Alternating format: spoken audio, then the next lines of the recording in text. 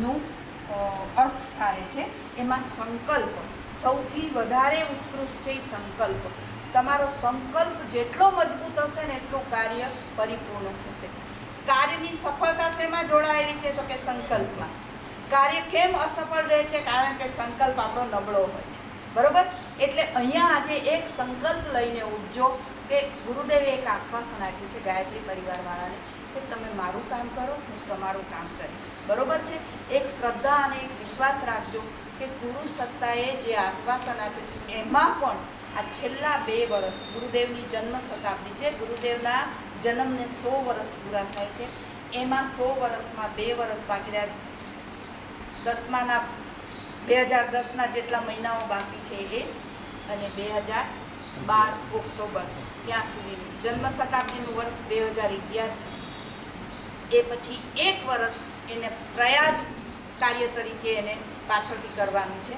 તો 2012 સુધીમાં ગુરુદેવે એવું આશ્વાસન આપ્યું છે કે તમે મારી પાસેથી મારા જે તપ છે એને તમે એના ભાગીદાર બનો.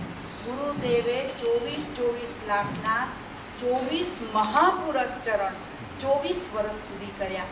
આપણે ગાયત્રી મંત્ર એક બોલીએ છીએ એમ એ તમને એટલા ગણો પાછો બનીને મળે છે. ક્યાં? શેના કારણે? ગુરુદેવની તપ શક્તિ એમાં જોડાય છે. એમાં પણ અહીંયા એક કેસેટ છે ગુરુદેવના અવાજમાં ગાયત્રી મંત્ર બોલેલો છે. હું જે ધ્યાનનું કહું છું, ધ્યાનની અંદર એ એમની સાથે શાંતિકુંજના બોર્ડ ઉપર લખેલું છે કે એક ગાયત્રી મંત્ર એમની સાથે બોલવામાં આવે મનોમન. એમાં એ લોકો એમનું નિદર્શન છે કે મન હી મન બોલીએ, જોશથી નહીં. કારણ કે અહીંયા તો હજારો લોકો બેઠા હોય તો ગુરુદેવનો અવાજ પણ 12 કેસેટનો સંભળાય નહીં. કે મન હી મન બોલો. 12,000 ગણો થઈને આપણને પાછું રિબાઉન્ડ થાય છે. 12,000 ગણી શક્તિ થઈ અને આપણો મંત્ર આપણા શરીરને અસર કરે છે. આ એક ખાસ વસ્તુ શાંતિકુંજની આ બોર્ડ ઉપર કાયમ લખેલી હોય છે. અને એટલા માટે ગુરુદેવની કેસેટ ના હોય તો લઈ જજો. ધ્યાનની કેસેટને એમાં ગાયત્રી મંત્ર તમે જ્યારે કરવા બેસો ને ત્યારે કેસેટ મૂકી દેજો અને એ 24 ગાયત્રી મંત્ર ગુરુદેવ બોલેલા છે એ એની સાથે બોલજો. એક વસ્તુ એ થશે કે આપણે ઘણી વખત ગાયત્રી મંત્ર એટલા ઝડપથી બોલીએ છીએ કે 2 અક્ષરો 24 અક્ષરો વચ્ચે પર્ટિક્યુલર સમય આપવો જોઈએ. બરોબર? એ સમય મળતો નથી. એટલે જે 24 કેન્દ્રો આપણા ઉપર આવેલા છે ને આપણા શરીરમાં, એ 24 કેન્દ્રની જગ્યાએ દરેક અક્ષર ટકરાય છે. 1 ચમચી વાડકીની સાથે અથડાવો ને તો એના ધાતુના અણુમાં વાઇબ્રેશન ઉત્પન્ન થાય છે. એમ ગાયત્રી મંત્રના 24 અક્ષરો 24 કેન્દ્રો ઉપર ટકરાય અને વાઇબ્રેશન ઉત્પન્ન કરે છે ને 1,10,000 વાઇબ્રેશનો એક અક્ષરમાં મળે. તમે વિચાર કરો, એ વાઇબ્રેશન જો આપણે ભાગ ન થવા દઈએ અને સીધે સીધું એમને ગાયત્રી દત્તુભાઈ આપણા કારેલી બાગવાળા છે ને એ એમ કે આપણે માળા ફેરવવા બેસી, એમનું એક મેઇન વાક્ય છે ભાગ મણકા મણકો આવ્યો, ભાગ મણકા મણકો આવ્યો. એવી રીતે માળા ફેરવવા બેસી છે કે આગળના મણકાને જાણે ભગાડતા હોઈએ કે જા. એ રીતની માળા કોઈ દિવસ સફળ થાય નહીં. એક મણકાએ એક ગાયત્રી મંત્ર હોવો જોઈએ 108. અને એ ગાયત્રી મંત્રનું ઉચ્ચારણ પણ ધીરે ધીરે થયેલું હોવું જોઈએ. એમ કે તો અમારા પરિવારવાળા બધા કહે છે કે તો અનુષ્ઠાનમાં કેટલી બધી વાર લાગે. ગુરુદેવ એમ કે છે કે સંખ્યાને નહીં, ભાવનાને મહત્વ આપો.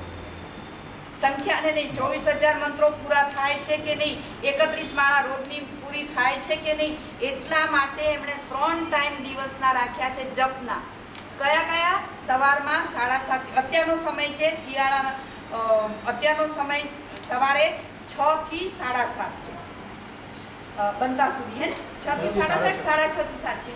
6 થી 6:30. હા. બપોરના 1:30 થી 2 અને સાંજનો 7:30 થી 8 આ ટાઈમ છે. શિયાળામાં એ ટાઈમ થોડો ચેન્જ થાય છે, અડધો 1 કલાક સૂર્યાસ્તનો જે પ્રમાણેનો હોય ને. હા, એ 3 સમયમાંથી કોઈ પણ એક સમય ઓછામાં ઓછા તમે બધા બેસી જાઓ. આખો અખિલ વિશ્વ ગાયત્રી પરિવાર જપમાં બેસે છે અને એ બધાના જપ તમારી સાથે જોડાઈ જાય છે. તમારા જપ નહીં, એ આખા જે કરોડો લોકો જપ કરે છે એનો તમે ભાગીદાર બનો છો. કારણ કે ગુરુદેવને યુગ નિર્માણ યોજના ધરતી ઉપર લાવવા માટે, સફળ બનાવવા માટે કરોડો જપની જરૂર છે. અને એમાં એ ગુરુદેવ માટે કોઈ એ વસ્તુ, એ તો શક્તિ છે. એ એક સમયના ક્ષણની અંદર એ યુગ નિર્માણ યોજના કરી શકે એમ છે. એ શંકરનું રૂપ છે. શંકર કોણ છે એની એક સાહિત્ય ચોપડી છે. શંકર કોણ છે? ગુરુ સત્તા શંકરનું રૂપ છે. જેમ સંહાર અને સર્જન કરે છે ને, એ રીતે એ બધું જ કરી શકે છે. પણ એ કોને ભાગીદાર બનાવવા માંગે છે? આપણને, પરિજનોને, પરિજનના આવકને. એટલા માટે ગુરુ સત્તાએ શું કીધું છે ખબર છે? કે તમે તમારા જીવનમાંથી કટ કરી અને આપો. સાધના ત્યારે બરોબર છે. એના માટે એમણે રોજનો રૂપિયો આવકમાંથી શુદ્ધ કરવા માટે, અને એક મુઠ્ઠી અનાજ આપણાથી શક્ય ન હોય ગાયત્રી પરિવાર સુધી પહોંચાડવા, તો તમે પૈસાના રૂપે, અંશદાનના રૂપે એમની સાથે આપો. માત્ર પૈસો નથી જોતો, જો સમય માગે છે, સમય પણ માગે છે. અને એ સમય કેવી રીતે? કે તમે જો ગાયત્રી પરિવાર સાથે જોડાયેલા છો, બીજા 5ને જોડો. બરોબર છે? જે લાભ તમને મળવાનો છે, 5ને બતાવો. આમ 5 થી 25 સુધી એને ઘર ઘર મેં જાએંગે હમ અલખ જગાએંગે, જે ગીત છે ને એમનું પ્રજ્ઞા ગીત, ઈ છે. જીવન કે બુझते दीपों को हम फिर नया सवेरा लाएंगे, नया उजाला लाएंगे. ક્યારે બનશે? કે આપણે 5 થી 25 સુધી પહોંચી શકશું તો. એટલે માટે આવું યજ્ઞ અને કર્મકાંડને જીવનની અંદર 2 દિવસો મહત્વના ગુરુદેવે કીધા છે. એક જન્મદિવસ, બીજો લગ્ન દિવસ. બરોબર?